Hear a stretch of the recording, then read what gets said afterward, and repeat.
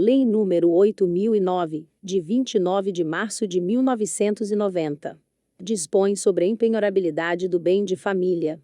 Faço saber que o Presidente da República adotou a medida provisória número 143, de 1990, que o Congresso Nacional aprovou, e eu, Nelson Carneiro, Presidente do Senado Federal, para os efeitos do disposto no parágrafo único do artigo 62 da Constituição Federal, promulgo a seguinte lei. Artigo 1º.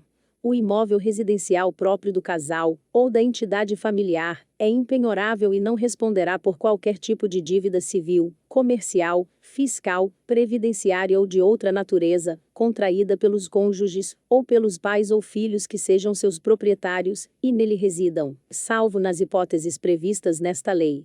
Parágrafo único. A impenhorabilidade compreende o imóvel sobre o qual se assentam a construção, as plantações, as benfeitorias de qualquer natureza e todos os equipamentos, inclusive os de uso profissional, ou móveis que guarnecem a casa, desde que quitados. Artigo 2º.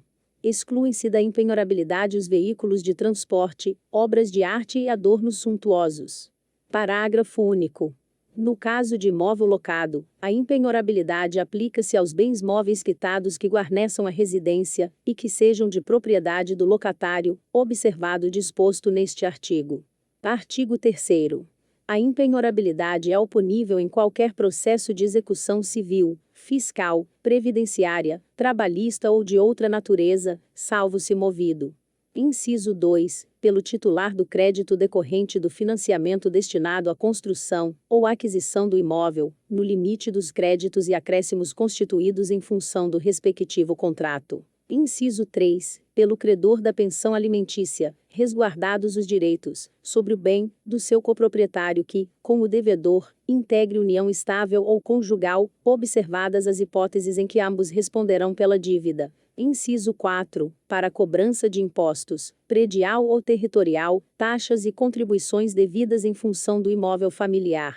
Inciso 5, para execução de hipoteca sobre o imóvel oferecido como garantia real pelo casal, ou pela entidade familiar. Inciso 6, por ter sido adquirido com produto de crime, ou para execução de sentença penal condenatória a ressarcimento, indenização ou perdimento de bens. Inciso 7, por obrigação decorrente de fiança concedida em contrato de locação. Artigo 4º. Não se beneficiará do disposto nesta lei aquele que, sabendo-se insolvente, adquire de má-fé imóvel mais valioso, para transferir à residência familiar, desfazendo-se ou não da moradia antiga. Parágrafo 1º. Neste caso, poderá o juiz, na respectiva ação do credor, transferir a impenhorabilidade para a moradia familiar anterior, ou anular-lhe a venda, liberando a mais valiosa para execução ou concurso, conforme a hipótese. Parágrafo 2º.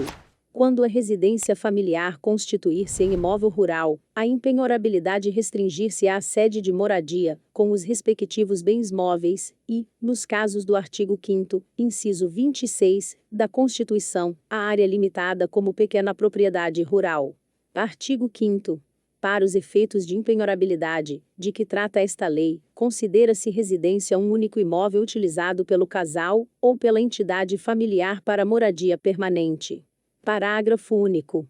Na hipótese de o casal, ou entidade familiar, ser possuidor de vários imóveis utilizados como residência, a impenhorabilidade recairá sobre o de menor valor, salvo se outro tiver sido registrado, para esse fim, no registro de imóveis, e na forma do artigo 70 do Código Civil.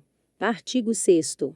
São canceladas as execuções suspensas pela medida provisória número 143, de 8 de março de 1990, que deu origem a esta lei. Artigo 7º. Esta lei entra em vigor na data de sua publicação. Artigo 8º. Revogam-se as disposições em contrário. Senado Federal, 29 de março de 1990, 169º da Independência e 102º da República. Nelson Carneiro.